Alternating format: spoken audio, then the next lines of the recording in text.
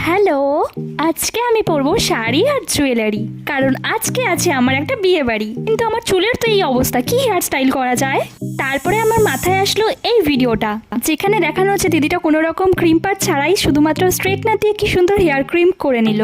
তো চলো তাহলে আজকে এই হেয়ার স্টাইলটা করা যাক। আর আমি এখানে বিনুনি করা স্টার্ট করে দিয়েছি, প্রায় 4-5টা বিনুনি করে নেব টাইট করে। এই যে আমার বিনুনি করা একদম কমপ্লিট।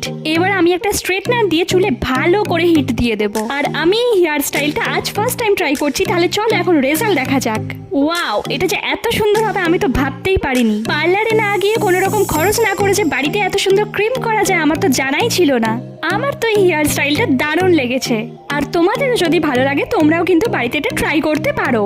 তার সাথে আমার ফ্যামিলি মেম্বার হতে চাইলে কিন্তু আমার চ্যানেলটাকে সাবস্ক্রাইব করে দিও। খুব তাড়াতাড়ি আসবো আবার একটা নতুন ভিডিও নিয়ে। আজকের মতো বাই।